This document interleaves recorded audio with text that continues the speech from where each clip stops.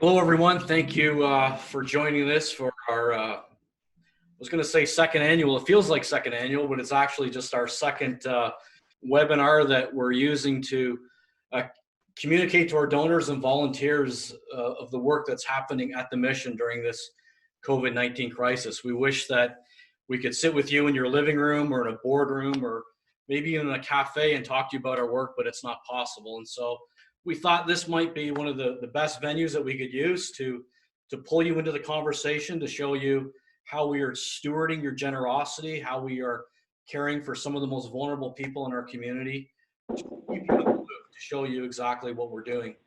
With me today is Peter Tilley, the CEO of the Ottawa Mission.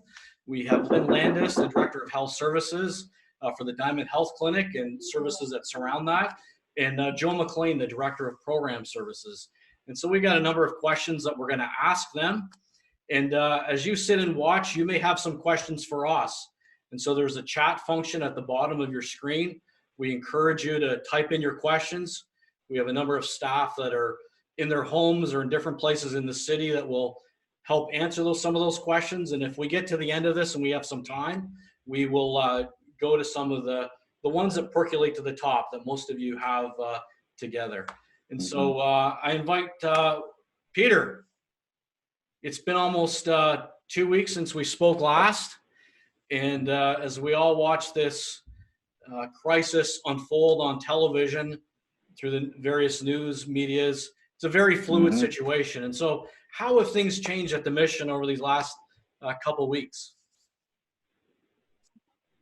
Well, you're right, Sean. It's been a challenging environment. And fortunately, this time we have the two key cogs on our team who are directing things on the front line, both Joe McLean, our Director of Programs, and Lynn Landis, our Director of Health Services. So I'm not going to steal too much from their thunder. I think Joe, from the point of the front lines, is going to talk about how we've been pivoting to meet the need and meet the challenges on the front line. She's also doing some work that she's been engaged with a physical distancing task force to try and address the overcrowding issues here in the shelter. And of course, Lynn, I highlighted last time, and Lynn, thank you for joining us. Our Director of Health Services, so busy, not only meeting our own needs, but meeting the needs of the community out there as sort of the right-hand person now for Wendy Muckle and Dr. Jeff Turnbull from Inner City Health, doing an incredible job ensuring the needs of our sector, not just the Ottawa Mission, are cared for.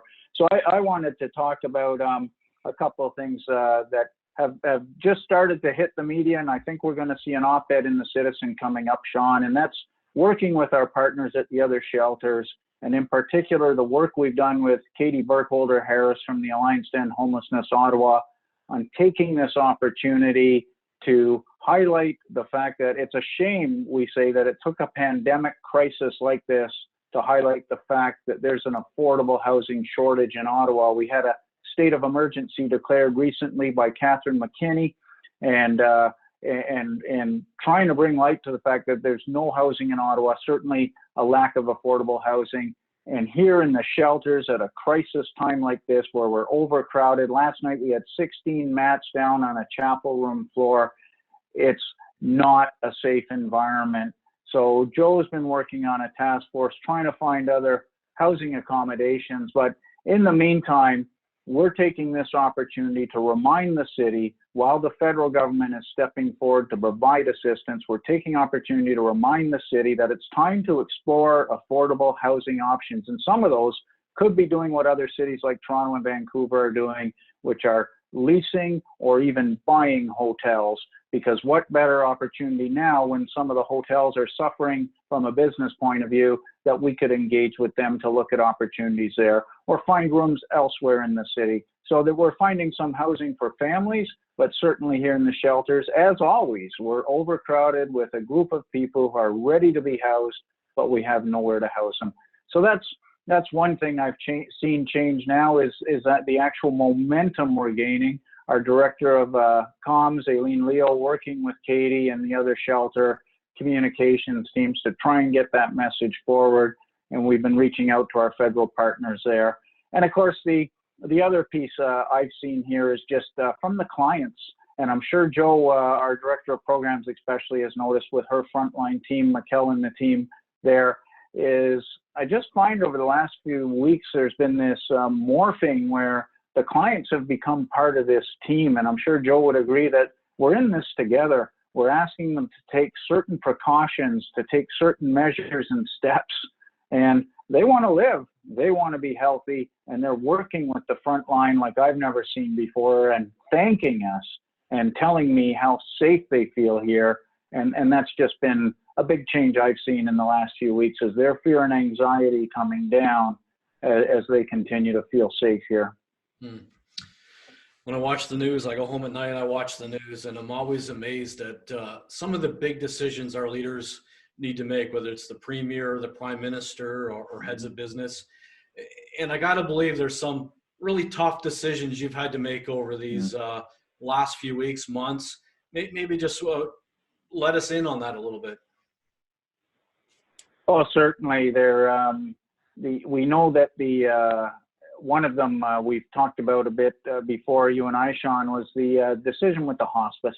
I think that was one of the toughest, the decision there where we went in a 24-hour period from limiting to restricting to having to eliminate visits to the hospice.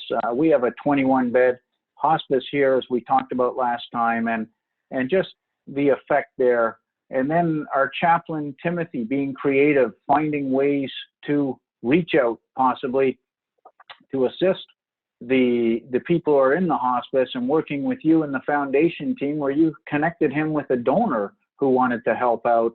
And now we're FaceTiming or video conferencing with our guests who are in the hospice with their family members, because it's hard at that time, people in the latter stages of their life to not be able to connect with their family. So once again, pivoting, adapting, doing what we can to meet the challenges of this time. That was one. But for me, what's really touched me personally is seeing out there now. Joe and I were talking about some of the long-term effects of having to eliminate the group addictions program that we have every morning, the day program, and how that's had an effect on our clientele, on our guests, as we have removed that. And it's not just for our group here in Ottawa, but when you look at AA programs across this city aren't meeting.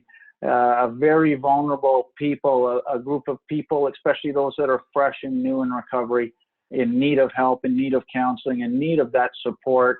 We're doing what we can to reach out to those people and connect with those people, counselors one-on-one, but we're hearing more and more across this city about relapse rates, about family violence, and other fallout collateral damage that's happening the result of initiatives like that. It's certainly a concern from a public health point of view, and it's a concern for us at the Mission, a group of people we've worked so hard to get well, now not having the access to what they need to get well.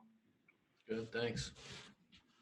We often hear media talk about the front line, and just so happens we have a department called the Frontline, and Joe is the director of that team, and incredible challenges that they face. And I don't know that any of us who don't walk in those shoes fully appreciate, the care and the risk that they're taking at the moment. So maybe just, walk us through, the front line, how they're adapting to some of these challenges to keep people safe, clients safe, staff safe, volunteers safe. Sure, thanks. First of all, welcome everyone this afternoon. I want to clarify that Frontline isn't just our frontline desk staff.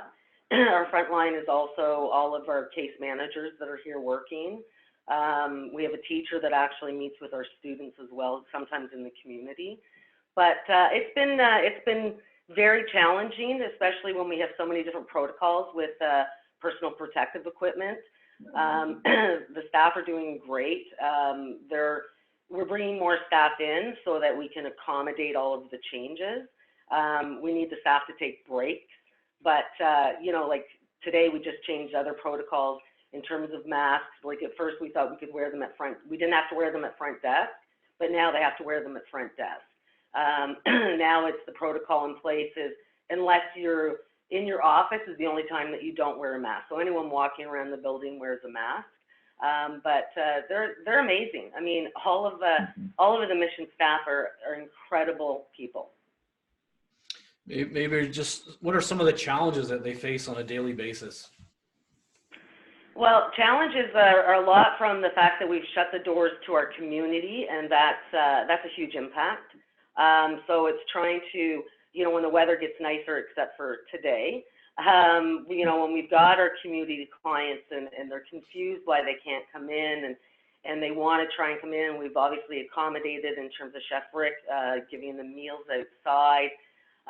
But it's trying to do the social distancing, the physical distancing, trying to enforce that. We've got the whole building looking different than it did before March 11th, where there's tape everywhere for 6 feet apart. We've opened our chapel because we've closed, unfortunately, our services and day program there. So we've got X's that are all 6 feet apart where, there's chairs that we can have clients can sit down, the same with our lounge. So the clients, as Peter said, they're feeling safer, which is great. They're getting into the groove of it, but they're still, we have to enforce that. Hey, you know what, guys? You got to move down the hall. You got to move apart, and they've been good about it, but it's challenging because you have to continually enforce it.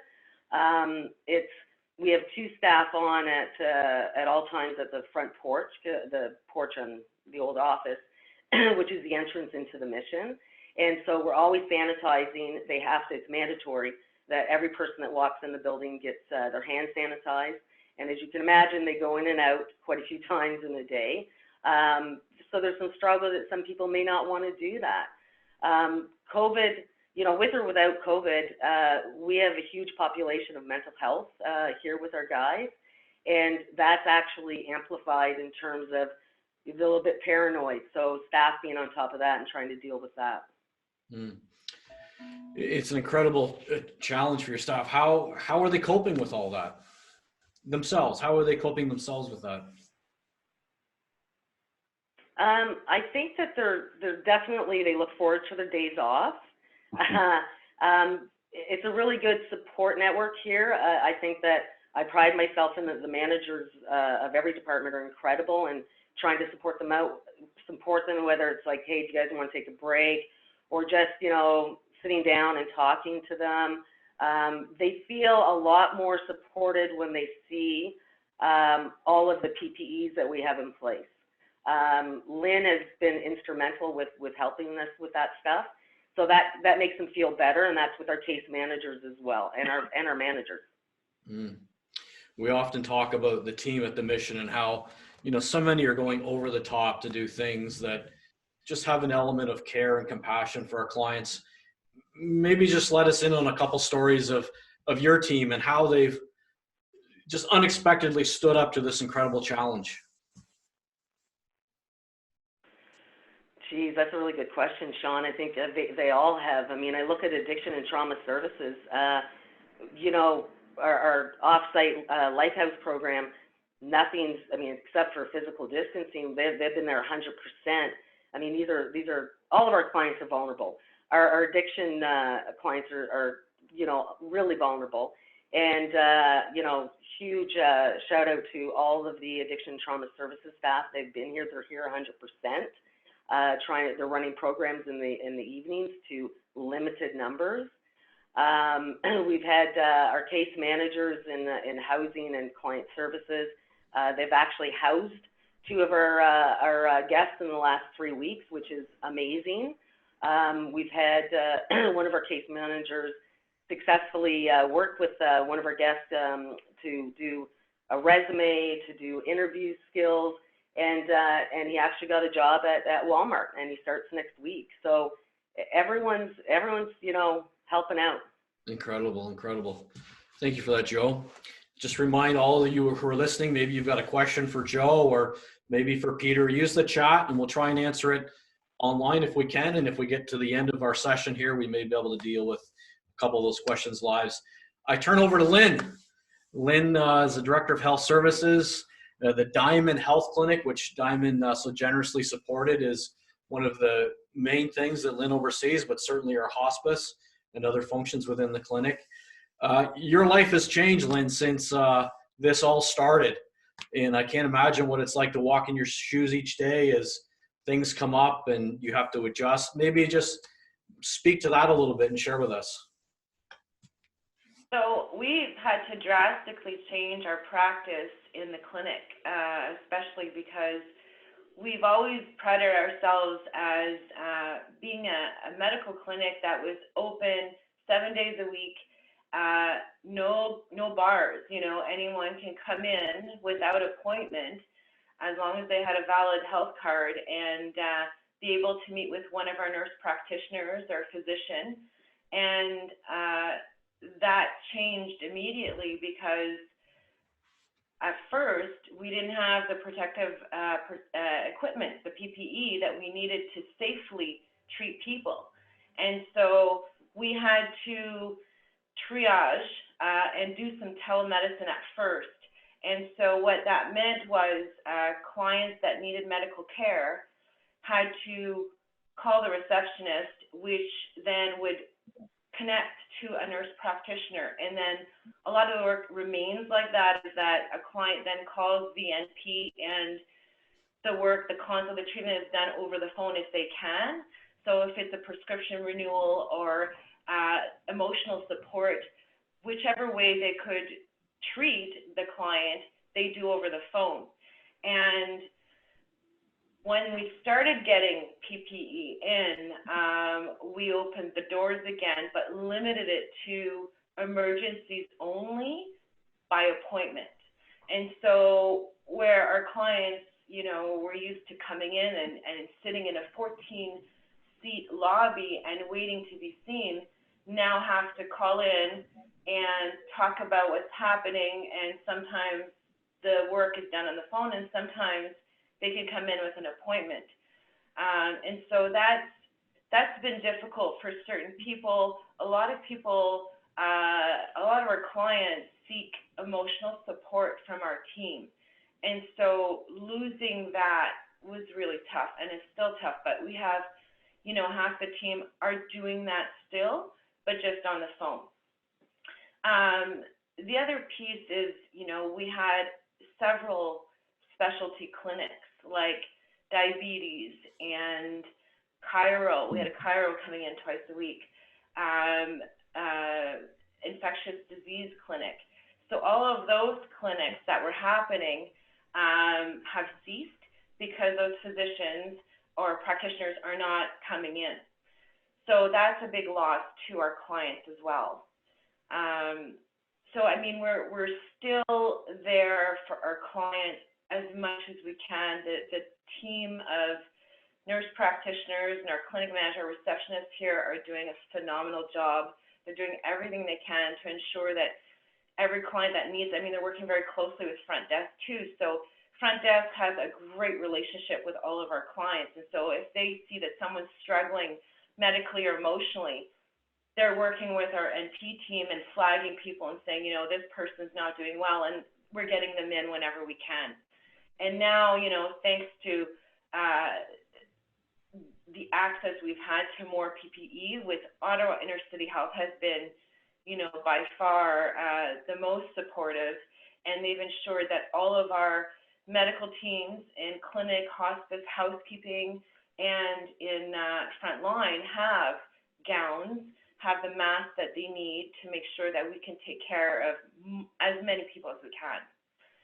For hospice, Peter spoke to it a little bit, but that's a huge change.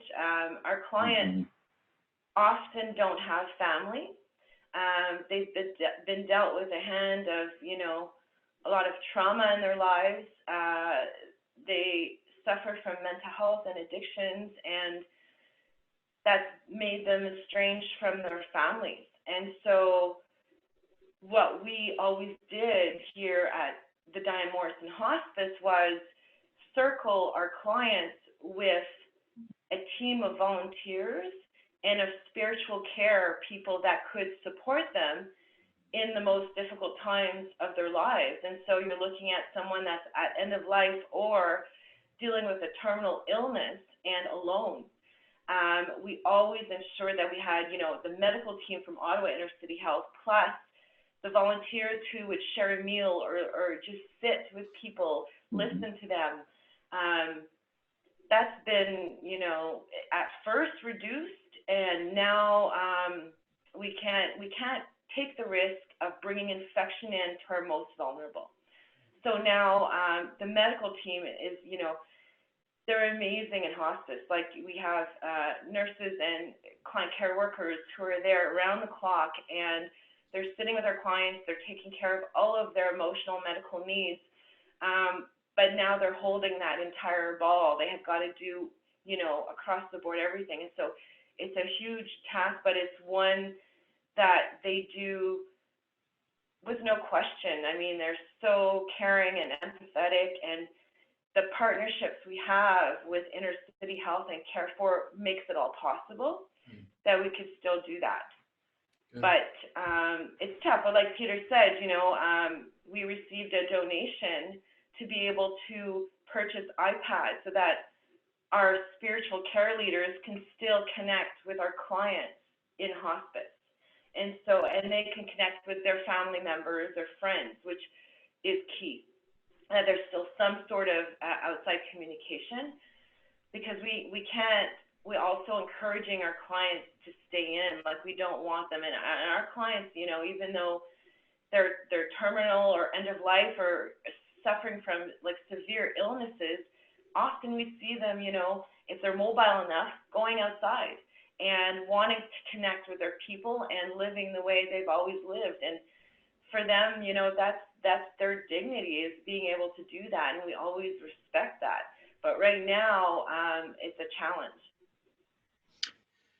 You talked about, you know, your team and how they're adjusting and pivoting to this. How are the clients, the guests, the patients that come, that you see each day, how are they coping with this new reality? Well, I'd say it's very difficult, because, you know, if you look at what's the messaging we all get in the community, all of us here stay home, isolate, stay away from others, keep yourself at a distance. And you look at, you know, our guests can't do that. You know, they're living in a shelter, and so that right away sets them apart and makes them a more vulnerable population. And health-wise, often our clients have not taken the best care of themselves for several different reasons, and they have a place here where they trust their practitioners and their nurses and their care workers truly, and I would say more than any other medical place in Ottawa. And so when that's, you know, that changes in terms of the access, it's not as available, that's difficult for our clients for sure. That's why we're doing everything we can to continue to support as many people, even if it's by phone, then we're going to do that. We're going to do whatever we can. Good. Thank you, Lynn. Thank you for your time, and thank you for your work at the clinic. Peter, we're going to come back to you as we begin to close our time down together. People always ask, what can they do to help?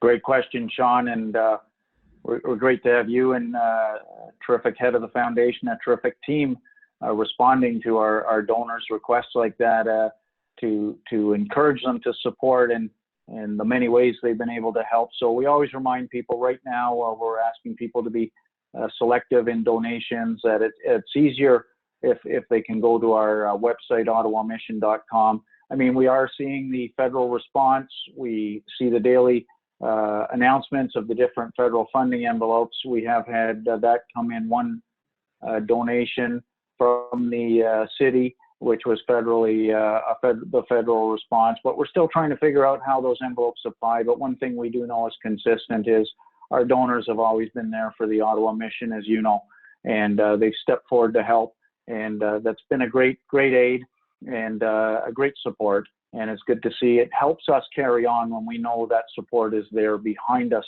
to support us, so we're appreciative of that.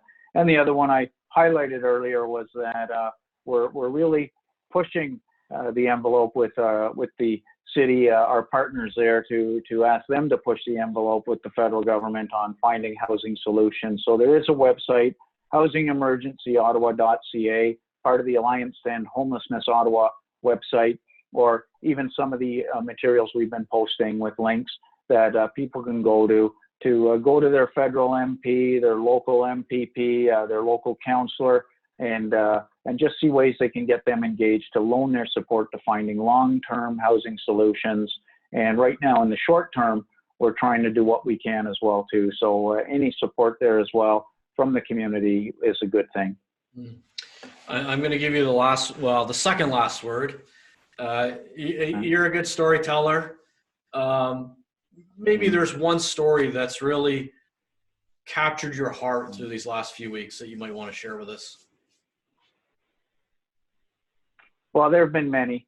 I think even just yesterday, I walked down the sidewalk. It was time to go get a coffee, and just walking down Daly Street, and the number of people stopping me and saying thank you, and hey, Peter. That was just kind of neat that we're all in this together, as I said earlier. But I wanted to share one is Joe knows well, a client of ours. We'll call him Will. But we were out doing an interview with a national network on Daly Street last week, and he came up and wanted to go on camera. And he said he wanted to go on camera because he wanted to express his gratitude. And as Joe knows, we've had our challenges with Will. He can be up and down, but he's back with us because he lost his job because of this pandemic. He was a cleaner, and he's back with us now. And he did get on camera, and he did express, amongst other things, he said at one point, do you know I've died twice? And it caught the interviewer from the national network off guard. He said, I've died twice, you know. And she looked surprised, and then he pointed behind him to the mission, and it's Joe's team, the Frontline team that she talked about on the actual front desk. And he said, they brought me back to life twice. And that's true. Thanks to the naloxone kits, we were able to save that individual's life twice. But the other piece is he went on about how things have changed and how since he's been back with us, he feels safer. And he just expressed his gratitude. And again, he's somebody who sometimes we've had to ask to leave and take a time out, as Joe knows. And yet here he was, feeling safe, feeling comfortable, and just expressing his gratitude that there was a place like the Ottawa Mission. He mentioned the other shelters as well too, the Shepherds of Good Hope, the Salvation Army, and Cornerstone, all the work we're doing to keep a vulnerable group of people safe. And it touched my heart to see him expressing that gratitude. Good. Thank you, Peter. Thank you, Lynn. Thank you, Joe, for your time this afternoon. And I guess I also want to thank all of you on this call. Many of you have financially supported this crisis or even the mission on its own for years. And we want to say thank you. We want to tell you how we're using those gifts to make a difference. Some of you are volunteers, and your heart is with the mission so much, and it almost pains you that you can't be in the way that you have been. And I guess we want to communicate to you that the work goes on and your legacy continues, and we all look forward to that day where we can welcome you back into the mission and life can return to, not that it will return to normal, but we will look forward to the new normal. And so we're all excited about that. I want to remind you that we will post this video. We will send you a link to it in the next day or so. We will also be sending out a survey. We just want to get your feedback on whether you find these helpful. Maybe there's other items that you want to know about, other departments that you want to hear from. I'm already thinking ahead to the next one. I think I want to bring our chaplain in and let him speak to some of the spiritual care, the mental health care that's happening at the mission. But hopefully we're back in another couple of weeks to give you another update on what's going on. And so thank you for joining us. Fill out that survey. And if we haven't addressed any questions that you've posed to us in this format, we'll be sure to email you back.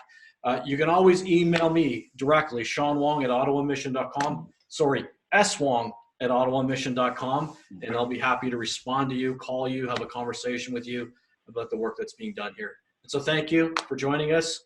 And may God's blessing be upon you the days ahead. Amen.